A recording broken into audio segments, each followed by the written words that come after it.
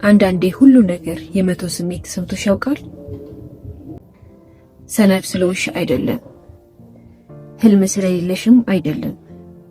ነገር ግን ስለደከመሽ ብቻ ትሞክሪያለሽ፣ ትጸልያለሽ፣ ተስፋ ታደርጊያለሽ። ነገር ግን ምንም የሚለወጥ ነገር የለም። በየቀኑ ጠዋት ስትነቂ ያንኑ ከባድ ሸክም ተሸክመሽ ነው። ህይወቴ ሁል ጊዜ እንዲህ ይሆናል ብለሽ ትጠይቂያለሽ። ዛሬ እንዲህ ያለ ስሜት ውስጥ ከሆንሽ መልእክቱም ላንቺ ነው።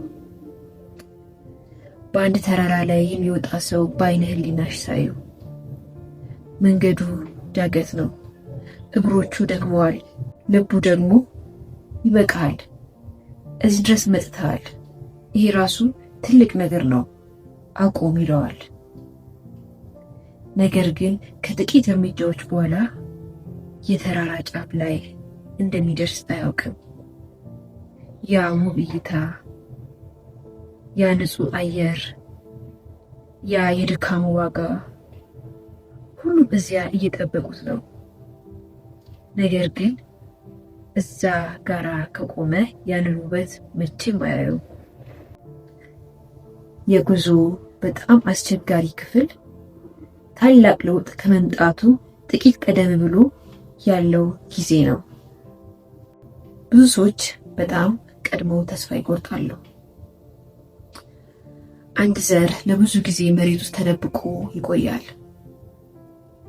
ከውጭ ሲታይ ምንም እየተከናወነ አይመስልም። ነገር ግን በውስጡ ስሮቹ በየቀኑ እየጠነከሩ ይሄዳሉ። ከዚያም አንድ ቀን መሬቱ ሰንጥቆ ይወጣል።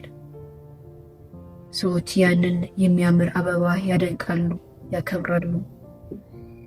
ነገር ግን ከመሬት በታች የነበረውን ትግል አላዩም። አሁን የአንቺ ህይወትም የተደበቀ ይመስል ይችላል። ምንም ነገር እየተቀየረ እንዳልሆነ ታስቢ ይሆናል። የነገውን የወደፊት ህይወትሽን በዛሬ ህመም አትመዝኝ። ይህን አስታውሽ፣ ታሪክሽ ገና አላበቃም። አንድ መጥፎ ምዕራፍ ማለት ሙሉ መጽሐፍ ውስጥ ነው ማለት አይደለም። ቀደም ሲል ከዚህ የባሱ ከባድ ቀናትን አሳልፈሻል። አልቅሰሻል፣ ወድቀሻል፣ ስህተቶችን ሰርተሻል። ነገር ግን በአሁኑ መንገድ ዛሬ እዚህ ያለሽ። ይህ ማለት ካሰብሽው በላይ ጠንካራ ነሽ ማለት ነው። ምናልባት ዛሬ መሮጥ አያስፈልግሽም ይሆናል። ምናልባት ዛሬ አንድ ተጨማሪ እርምጃ ብቻ፣ አንድ ተጨማሪ ጸሎት፣ አንድ ተጨማሪ ማመልከቻ፣ አንድ ተጨማሪ ቪዲዮ፣ አንድ ተጨማሪ ሙከራ፣ አንድ ተጨማሪ ቀን። በየቀኑ የሚደጋገሙ ትናንሽ እርምጃዎች ከጊዜ በኋላ ታላቅ ድል ይሆናሉ።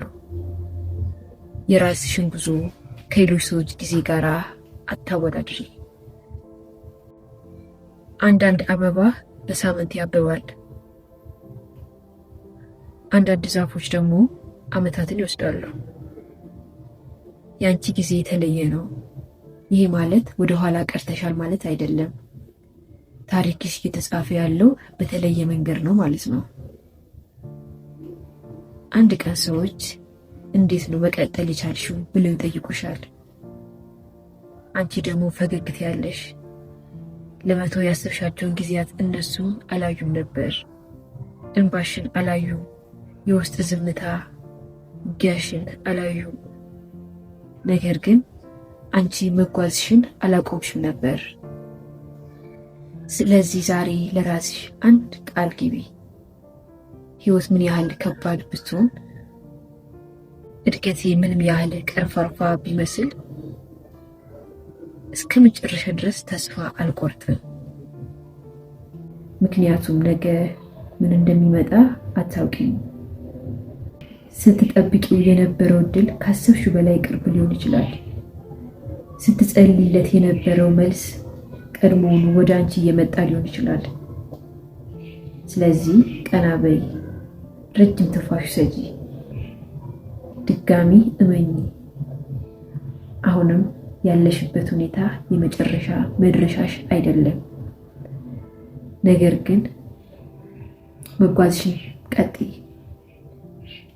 አንድ ቀን ወደ ኋላ መለስ ብለሽ ታይዋለሽ፣ እናም ትረጂዋለሽ። ያ ሙሉ በሙሉ ለመተው የፈለግሽው ቅጽበት በእውነት ህይወትሽ ለመለወጥ በጣም ወደ ተቃረበበት ጊዜ መሆኑን። ስለዚህ ተስፋ አትቁረጪ፣ ቀጥይ። ታሪክሽ ገና አላበቃም።